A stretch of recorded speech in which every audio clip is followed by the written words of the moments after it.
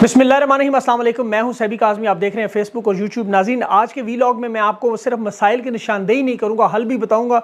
आप लोग रोज़ाना कहेंगे, मैं कहता हूं बड़ा अहम वीलॉग है, लेकिन क्या करें, सोच विचार करके ये मसाइल इतने ज़्यादा हैं, हिकमत अमली बार बार बनानी पड़ती है, इनकी साजिशों का तोड़ निकालना पड़ता है। आपके सामने निशानदेही सिर्फ नहीं करनी, मसाइल ये तो कोई भी कर सकता है, लेकिन उसका हल देना लाजमी है। इसलिए इस वीडियो को गौर से देखें और समझें। तहरीक इंसाफ का बड़ा मास्टर स्ट्रोक मैं तफसील बताता हूँ आपको, और 9 मई की तर्ज पर जो बड़ी साजिश है उसका तोड़ भी क्या है, आप लोगों ने कैसे बचना है। अडयाला जेल में इमरान खान की जान को ख़तरा है, इसमें कोई शक नहीं। ओवरसीज़ पाकिस्तानियों का बड़ा अहम रोल एक दफ़ा फिर है। खान ने इनको बड़ा पैगाम भी दे दिया। वो पैगाम क्या है वो मैं आपके सामने शेयर करता हूँ। सियासी पार्टियों को भी पैगाम आ गया ताकतवर हलकों का कि करना क्या है। तहरीक इंसाफ की इंट्रा पार्टी इलेक्शन की तैयारियाँ हैं। हुसैन हक्कानी ने भी द इकोनॉमिस्ट को आर्टिकल लिखा, लेकिन दुनिया भर में जलील हो गया। अदलिया के हवाले से जो खबरें हैं वो भी मैं आपके सामने रखूँगा। तोशाखाना केस में जज बशीर की तबीयत ख़राब होगी, खान के खिलाफ केस नहीं सुनना। लगता है खान ने जो आयत पढ़ कर सुनाई जज साहब के दिल पर असर कर गई है। काजी फायज साहब जो है एक दफ़ा फिर दोगलापन का शिकार, कासिम सूरी पर आर्टिकल 6 लगाने के लिए वारदात कर रहे हैं। इनके कानों की खिड़कियाँ खोलनी ज़रूरी हैं।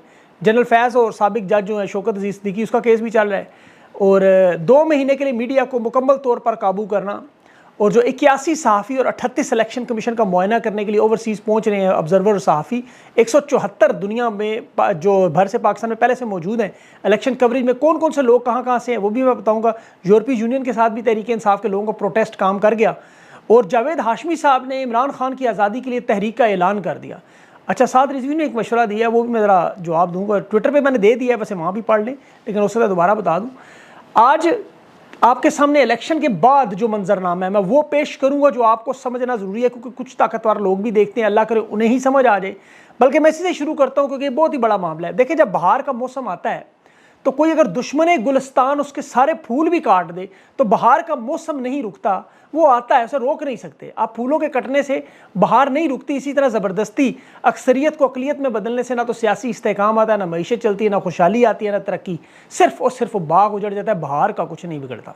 इलेक्शन के बाद का मंजरनामा यही है, आपके सामने रखता हूँ। जो मुख्तलिफ जरीदों, Bloomberg, Observer, the Economist, Oxford University Press है, इकोनॉमिक्स रिव्यू है, वर्ल्ड बैंक है, IMF, फाइनेंशियल इकोनॉमिक्स ग्रोथ पढ़ें, रिव्यू ऑफ इकोनॉमिक्स पढ़ें, A&D जर्नल ऑफ इकोनॉमिक्स पढ़ें, स्टेट बैंक की रिपोर्ट्स देखें। मैं दुनिया के तमाम माहिरीन की राय आपके सामने रखता हूँ कि पाकिस्तान कितने बड़े संगीन बहरान का शिकार, हम किस आतिश फिशा पर बैठे हैं। अगर इन्होंने होश के नाखुन ना लिए, इलेक्शन साफ शफाफ ना कराए, सियासी इस्तेहकाम ना आया।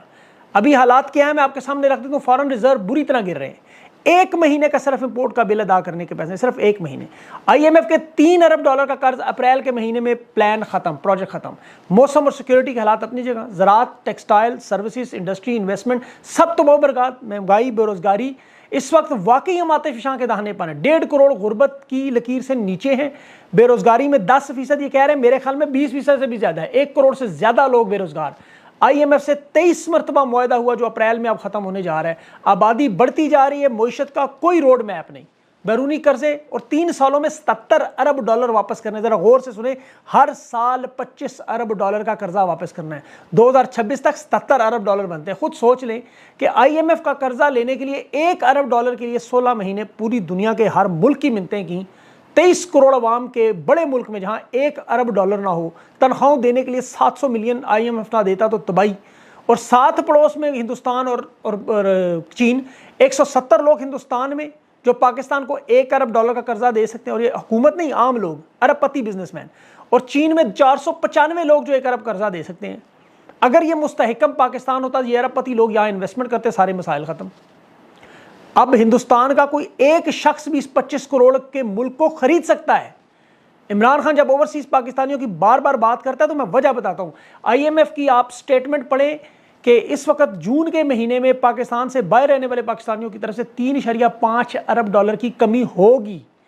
अब मैं आपको बता दूं, $5 अरब, $3.5 अरब कम भेजना, ये IMF के दिए हुए कर्जे से ज़्यादा है। इमरान खान के दौर में 36 अरब तक ये फॉरेन रेमिटेंस पहुंची, जो अब 28 या 29 अरब रह जाएगी। नवंबर के क्वार्टर में 9% कमी हो चुकी है।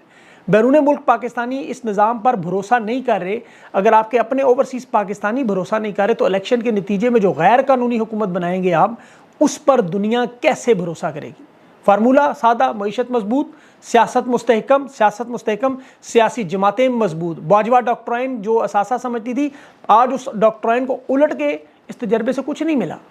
शुमाली कोरिया और अफ्रीका के चंद ममालिक को छोड़ के जमहूरियत, बल्कि मुकम्मल जमहूरियत, रियासत की मईशत और सियासत मुस्तहकम का और कोई फार्मूला दुनिया में मौजूद नहीं। जितना मर्जी बड़ा इकनॉमिस्ट आ जाए सामने मेरे, हुकूमत क्यों इस तरह परफॉर्म इमरान खान की बेहतरीन कर रही थी। आज जुबैर उमर के बाद हफीज़ पाशा भी कह रहे हैं दिवालियापन दूर दूर नहीं था, मुल्क तरक्की कर रहा था, इस तरह की गदर नहीं थी। अब ये सारी खतरनाक सूरत हाल मैंने आपके सामने रखी। इन हालात को मजीद तबाह करने का मनसूबा जो ये बना रहे हैं, 9 मई की तरह दूसरी एक साजिश। वकार मलिक ने भी बात की, वर्ल्ड इकनॉमिक फोरम स्विट्ज़रलैंड में जो उनकी रिपोर्ट है, वर्ल्ड की रिपोर्ट है कि नामालूम लोगों के जरिए जो हमला करवा के इलेक्शन के नताइज का इंतजार करेंगे, फैसला हक में ना आया तो क्रैकडाउन होगा। उन्होंने तो सिविल वार की बात की, मैं बड़ा हल्का बता रहा हूँ आपको। फिर जिस तरह जेलर ने कल बदतमीजी खान से की, एक टेस्ट केस इन्होंने किया, इलेक्शन करीब है, हालात इनके काबू में ना रहे तो ये खुदा ना ख्वास्त हो सकता है हमला भी कर दे जेल में। अडियाला जेल में 4 जनवरी को इस तरह का वाक़या हो चुका है। अब लंदन मुआहदा इन्होंने किया हुआ वो बुरी तरह फेल हुआ, और उसके देखें बहुत सारी चीज़ें उस पर डिपेंड कर रही थी। बल्ले का निशान छीनना उसका हिस्सा था, रंग बिरंगे निशान दे देना उम्मीदवारों को, वोटरों को कंफ्यूज करें, वोट बैंक तकसीम करें, क्योंकि नून लीग का वोट बैंक इन्हें लग रहा था ऐसे ही इंटैक्ट रहेगा, और धांधली के जरिए नून लीग को अगर 2/3 नहीं तो सादा दिलवा देंगे या मखलूत हुकूमत बनवा देंगे। सारे मनसूबे नाकाम। तहरीक इंसाफ और पाकिस्तान के नौजवानों को मास्टर स्ट्रोक, पहले उम्मीदवार वोटर को ढूंढता था, आज वोटर उम्मीदवार को ढूंढ रहा है। नून लीग को लगता था वोट बैंक मौजूद है, मैदान में उतरे तो पता चला वोट बैंक तो बिल्कुल बढ़ गया। अब ये काम पहली दफा नहीं, 96 में पीपल्स पार्टी के साथ भी हो चुका है। जुल्फकार अली भुट्टो कहता था खंबा खड़ा करूं जीतेगा, ये हालात थे। फिर हालत आज ये है कि उम्मीदवार नहीं मिल रहा। पीपल्स पार्टी के पास आज मुश्किल से 56 उम्मीदवार भी नहीं है, कारकर्दगी की वजह से तबाह बर्बाद हुए। और नून लीग ये जो बार बार मईशत की बात करती है, सबसे ज्यादा मईशत को तबाह बर्बाद इन्होंने किया। ये ख्वाजा आसिफ आज कह रहे जनरल बाजवा एल नहीं था, हमने लगाया। देखें, इन्हें यह नहीं पता कि इसकी गलती का अंजाम क्या हुआ। चौथे नंबर के जर्नल को उठा के नवाज शरीफ ने लगाया, फिर नवाज शरीफ ने एक्सटेंशन में वज़ीर आज़म से ज़्यादा वोट दिलवाए। नवाज शरीफ पर लंदन मुआहदा करने वाला बाजवा, नवाज शरीफ को फरार करने वाला बाजवा, डील करवाने वाला बाजवा, ख्वाजा आसिफ को इलेक्शन जितवाने वाला बाजवा, मईशत इमरान खान के रजीम चेंज ऑपरेशन से तबाह करने वाला जनरल बाजवा। और 7 साल बाद इन्हें याद आया। परवेज़ मुशर्रफ के बारे में भी यही कहते थे, और ये लोग यही बातें आइंदा भी करेंगे। आज के लोगों के बारे में याद रखिएगा। ये ताकतवर लोग इस इलेक्शन से क्यों भाग रहे हैं? ये नवाज शरीफ जरदारी का हाल जो होने जा रहा है वही जो 2018 में फजल रहमान का हुआ।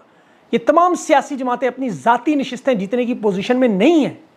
जिस तरह पार्टी को पीपल्स पार्टी को ज़ियाउल हक ने तबाह नहीं किया, जरदारी ने किया, इस तरह नून लीग को मरियम नवाज, शहबाज शरीफ और बाजवा ने तबाह किया। आज शाहिद खाकान जैसे लोग राहें जुदा क्यों कर गए? जावेद हाशमी जैसे लोग इमरान खान की रिहाई के लिए तहरीक चलाने पर क्यों मजबूर हुए? ये लोग सिर्फ 12 जमात पास पीछे बैठे हुए हैं, छोटी सी अपनी बनाई हुई दुनिया में रहते हैं। दुनिया के बाहर क्या होता है कुएं के मेंढक की तरह समझ नहीं है। जहन उधर ही 1990 की दिहाई में फंसा हुआ है, और जिन लोगों के साथ जिन्होंने इनके साथ बड़ा अरसा काम किया वो जानते हैं अब ये करेंगे क्या 4-5 चीज़ें, और आप लोग उन्हें बड़े आराम से हराएंगे। सबसे इंपॉर्टेंट चीज़ जो आप लोगों ने करनी है इलेक्शन में, राब्ता। देखिए 2 महीने के लिए सोशल मीडिया पर काबू पाने की कोशिश करेंगे ताकि आपके राब्ते की लाइन काट दें। आप जानते हैं ट्विटर पाकिस्तान में लोग ज़्यादा इस्तेमाल है। अशर बाजवा ने बड़ा खूबसूरत सर्वे किया, फुल क्रेडिट मैं इस नौजवान को देता हूँ। 45 साल से कम वोटर्स का उसने 67%, यूट्यूब इस्तेमाल करने वाले 7 करोड़, फेसबुक वाले 5 करोड़, और इसी तरह 1 करोड़ 80 लाख, इंस्टाग्राम 1 करोड़ 60 लाख, और ट्विटर इस्तेमाल करने को 42 लाख हैं। ये 65% नौजवान पाकिस्तान का जो 35 साल की उम्र से कम है। अब आप सब लोगों ने इनसे राब्ते की मुहिम कैसे चलवानी है, ये बड़ा आसान है। देखें ना, आपको ये पैनाफ्लेक्स लगाने देते हैं, ना होर्डिंग लगाने देते हैं, ना बोर्ड, ना बैनर, ना कुछ। वैसे भी वो महंगे हैं, खर्चा ज़्यादा है, उतार देते हैं, तोड़ देते हैं। और आपको पहले भी बताया था दीवारों पर स्प्रे पेंट करें जहां आपको इजाज़त हो। नजूमियों के इश्तिहार अगर जगह जगह लग सकते हैं तो इमरान खान का नाम क्यों नहीं लग सकता? स्प्रे पेंट सस्ता है, दीवार पर वॉल चॉकिंग करें, घर घर जाके लोगों को बताएं, इससे आपको कोई नहीं रोक सकता। बड़ी उम्र के जो बुजुर्ग हैं, देखें वो अभी भी समझ रहे हैं कि बल्ले का निशान मौजूद है, उन्हें आपने समझाना है। ये 67% पाकिस्तान के नौजवानों की ड्यूटी है। आप व्हाट्सएप हर बंदा इस्तेमाल करता है, ट्विटर हर बंदा इस्तेमाल नहीं करता। आप कोशिश करें व्हाट्सएप पे चैनल्स बनाएं, ग्रुप से भी ज़्यादा चैनल्स बनाएं, उन चैनल्स पे मालूमात शेयर करें। जिस तरह मैं आपको मसलन बता रहा हूँ, वो इलेक्शन दिन पे लोगों को पोलिंग स्टेशन कैसे पहुँचाना है, वहाँ की सवारियाँ, मोटरसाइकिल, साइकिल, रिक्शा, कुछ भी सवारी, नौजवान खुद महल्ले के जो बच्चे हैं, लड़के लड़कियां, उनका काम है कि नाम और वोट कहाँ डालना है, ये सब आपको पता होना चाहिए। 14 दिन है आपके पास, तैयारी शुरू करें आज से। सारी मालूमात, उम्मीदवार की इंतखाबी निशान आपको याद हो, जैसे बचपन में आप पहाड़े याद करते थे। अब इससे भी जो अहम मरहला है वो पोलिंग स्टेशन के अंदर एजेंट है। मैंने आपको बताया एक एजेंट आपने बनाना नहीं, दो दो बनाने हैं, उसका खतरा यह कि एजेंट अगवा हो सकता है। अब पोलिंग एजेंट के तौर पर लोगों को तरबियत बड़ा ज़रूरी है, वोट कैसे डालना है, वोट मुस्तरद कौन सा होता है, ये बड़ा अहम मामला है। जो लोग मोहरे लगाते हैं जज्बात में, वो 3-4 जगह और ठोक जाते हैं। उन्हें इस चीज़ को समझाना है, वोट मुस्तरद नहीं होने देना। और कुछ लोग मुख्तलिफ निशानों पर मोहर लगा देते हैं, कुछ उन्हें बार बार रिहर्सल करवाएं, वीडियोज़ वोट की दिखाएं, बार बार खुद भी देखें। जिन लोगों ने फॉर्म 45 ज़िंदगी में नहीं देखा वो पढ़ें इन फॉर्म्स को, सारे फॉर्म इलेक्शन कमीशन की वेबसाइट पे डाउनलोड करें, इन फॉर्म्स को समझें, कोई ताकि आपसे दो नंबरी ना कर सके। अगला मरहला जो मोबाइल फ़ोन में आपने कैमरा, एक ऐप आती है कैम स्कैनर के नाम से, वो आप अपने मोबाइल में डाल लें, डाउनलोड कर लें, और एक पावर बैंक साथ रखें। चार्जिंग आपको हर जगह मिलेगी नहीं, लोड शेडिंग भी होगी, वहाँ पर एंड टाइम पे बिजली भी जा सकती है। और अदालतें वीडियो को तो तस्लीम करती नहीं, आपको पता है, वीडियोस पर फोकस ना करें, उसकी वैसे ही भरमार लग जानी है। आपके पास कागजात होने चाहिए, प्रूफ, और एक एक चीज़ की आपने तस्वीर बना के उसे व्हाट्सएप ग्रुप में भेजना है। और अगले 2 महीने आपको पता ही इंटरनेट, सोशल मीडिया, ये सारी चीज़ों पर काबू करेंगे। ये सिर्फ 6-7 दिन नहीं करेंगे, लेकिन इन्हें आपने भागने नहीं देना। पाकिस्तान के हर शहरी पर सियासत फ़र्ज हो चुकी है। जिस तरह आप नमाज़ पढ़ते हैं इस तरह अब आपकी इबादत है। सोशल मीडिया के लिए आप हजाम की दुकान पे जाएं, आप बाल कटवाने जाएं, बाज़ारों में शॉपिंग करने जाएं, गली मोहल्ले में कोई मुलाकात हो, किसी की शादी, फोतगी, खाना खाने होटलों में जाएं, जहाँ जाएं आप अपनी नस्लों को ये नज़रिया आज़ादी खान का पैगाम पहुँचाएँ, याद दहानी करवाएँ। और देखें, इसकी मैं आपको वजह बता रहा हूँ, अभी बहुत बड़ी इनकी मीटिंग हुई, ताकतवर लोगों ने कह दिया है कि अगर तहरीक इंसाफ ने तुम्हारे बड़े बड़े ये बुत तोड़ दिए, ख़ास तौर पर ये बड़े बड़े बूथ, जैसे आपको पता है ये ख्वाजा आसिफ है रेहाना डार साहिबा के मुकाबले में, मरियम नवाज़ के मुकाबले में, नवाज शरीफ के मुकाबले में, एहसन इकबाल के, इनकी जो किचन कैबिनेट है पूरी, इनको अगर आपने गिरा दिया तो आपकी सुनामी फैल जाएगी, कोई नहीं रोक सकता। इसीलिए एंकरों को हुक्म है कि एक नतीजा ऐसा आया, आपने चीखें मारनी है, गिरबान फाड़ देना है, मुँह से थूक निकालना है, झाग निकालना है, उछलना कूदना है, और आपने सोशल मीडिया इन्होंने बंद करके सिर्फ न्यूज़ चैनल पर यही प्रोपेगेंडा चलाना है। अवाम का काम यह है कि आपने इन्हें शिकस्त दिलानी। ये लोग सियासी हैं ना जमहूरी हैं, ये बहरूपिये हैं, अदाकार हैं, इस बदबूदार निज़ाम के बेनिफिशरी हैं। आपकी जमात एक सियासी जमात है, मुकम्मल सियासी। मैं खुद कह रहा इस वजह से ख़वातीन उम्मीदवारों को 25 जनरल नशिस्तों के टिकट तहरीक इंसाफ ने दिए। नून लीग ने कितने? 6, सारे के सारे ख़ानदान के। पीपल्स पार्टी ने सिर्फ 2 ख़वातीन को टिकट। ख़ानदान का कोई शख्स खान का इसमें शामिल नहीं कर होता तो मैं तनकीद कर रहा होता। ये वजह है, आप जमहूरी हैं, आप डट जाएँ इस पर। अब तो बैरूनी दुनिया से सहाफ़ी भी आ रहे हैं, वो खुद रिकॉर्ड करेंगे सारी चीज़ें। अभी बरतानिया से 5 सहाफ़ी आ रहे हैं, जापान से 8 आ रहे हैं, कनाडा से 13 आ रहे हैं, इसी तरह 5 कॉमनवेल्थ से आ रहे हैं, 38 ऑब्जर्वर जो इलेक्शन कमीशन का मुआयना करेंगे, सब लोग आ रहे हैं। इसके अलावा देखिए पाकिस्तान के अंदर भी इस वक्त तकरीबन 6060 के करीब जो इलेक्शन ऑब्जर्व करने के जिन्हें कार्ड इशू हुए। ये इसलिए इसकी वीडियो की फिक्र ना करें। अब अदलिया की मैं बात करता हूँ, जनरल काजी फायज, माफ़ कीजिएगा, जज काजी फायज साहब, जैसे उमर बंदयाल ने कासिम सूरी का मामला लटकाया, स्टे दे के आर्टिकल 6 लगाना चाहता है, गद्दारी का मुकदमा। अब ये कौमी असम्बली में कहता है ये कैसे इसने सारा चेंज किया। काजी फायज अपने बच्चों की मनी ट्रेल का जवाब देता नहीं, कासिम सूरी उमर बंदयाल के 4 साल के फैसला ना देने का जवाब दे। और काजी साहब को ये नहीं पता, जनरल जज साहब को, कि ये इश्तिहारी मुजरिम इसहाक डार एयरफोर्स 1 के जहाज़ में आके सेनेटर बना, फिर फाइनेंस मिनिस्टर बना, फिर शहबाज शरीफ वज़ीर-ए-आज़म बना, जहाज़ों में लाए गए, ये सब चोर थे उस वक्त। उमर बंदयाल ने 4 साल केस नहीं चलाया, उसका कसूर है। नवाज शरीफ कहता है आज मुझे वज़ीर-ए-आज़म बनने नहीं आया, इलेक्शन लड़ने आया, उसे पूछे तुम तो नायल थे, तुम्हारे तो केसेस थे, तुम तो इश्तिहारी थे, भगोड़े थे, तुम कैसे इलेक्शन लड़ने आए भाई, तुम्हें कैसे पता था। चर्चिल ने बड़ी खूबसूरत बात की, अदालतें आज़ाद होंगी, बरतानिया जंग नहीं हारेगा। पाकिस्तान बगैर कोई जंग लड़े क्यों हार गया? अदालतें तबाह बर्बाद है, मैनेज्ड है। इस रजीम चेंज ऑपरेशन में $17 अरब का तो सीधा सीधा नुकसान, $13 अरब तो सामने आ गया। ये किसी मुल्क पर आप एटमी हमला करें ना, इतना नुकसान नहीं होता। यूक्रेन का नहीं हुआ इतना, अफगानिस्तान का इतना नहीं हुआ जितना इन अदालतों ने कर दिया हुकूमत गिरा के। काजी साहब इतने मुनसिफ हैं, अपने ऊपर तनकीद बर्दाश्त नहीं करते। सदीक जान सबसे बेहतरीन कोर्ट रिपोर्टर, उसका नाम ही लिस्ट से निकाल दिया। ऐसे जमहूरी काजी फायज। खैर, अभी आर्टिकल द इकोनॉमिस्ट में इमरान खान का इतना मशहूर हुआ कि इकोनॉमिस्ट ने 11 मरतबा रीट्वीट कर दिया। हुसैन हक़ानी भी जज्बात में आ गया, मैं भी एक आर्टिकल लिखूँ, लिखो। ट्विटर ने उसके नीचे रीडर एडिट कॉन्टेक्स्ट। अच्छा, जिन लोगों को नहीं पता, ये ट्विटर का एक फीचर होता है, कम्युनिटी नोट डालते हैं ये यूज़र के वोट की बुनियाद पर कि इसमें अगर झूठ है, गलत मालूमात हैं, तो ट्विटर उसके नीचे एक नोट लगा देता है।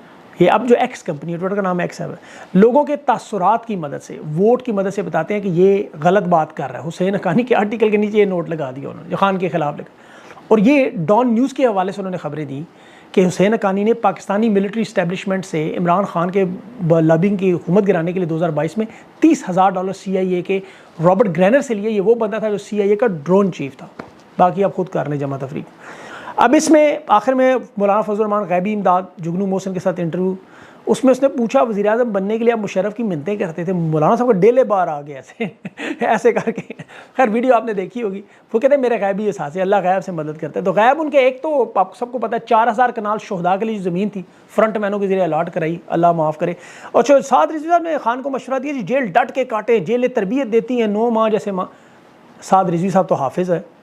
खान ने 3 दफ़ा कुरान ख़त्म किया, तफसीर पढ़ी, आयात पे तदब्बर करके बच्चों के लिए नोट्स बना रहा है, एक्सरसाइज कर रहा है, मेहनत कर रहा है। 200 केसेस के मुकदमात में वकला को हदायत देता है, पूरी पार्टी चला रहा है। 859 टिकट उसने बांटे। साद रिजवी साहब को पता नहीं खान ने पहले 9 किताबें माफ़ कीजिएगा लिखी हुई हैं। इमरान खान का एक एक लम्हा जेल में जो है वो मसरूफियत में गुजरता है। उसे क्या ट्रेनिंग इन्होंने जेल में देनी है, वो जेल को ट्रेन कर सकता है, इन लोगों को राह रास्त पे ला सकता है। इसीलिए बाज़ औक़ात तो यकीन करें नमाज की इमामत भी वो खान को दे देते हैं। बहरहाल इंशाल्लाह अगली वीडियो तक के लिए मुझे इजाज़त दें। अपना ख्याल रखें और पाकिस्तानियों दिल ना छोड़ना। मेरी बातें बड़ी लंबी होती हैं, बड़ी डीप होती हैं और लेकिन मैं आपके लिए फ़िक्रमंद हूँ। बस मैं अब ये कह सकता हूँ, उससे ज़्यादा मैं और बात नहीं करता। अपना ख्याल रखें, मुझे इजाज़त दें। अल्लाह हाफ़िज़।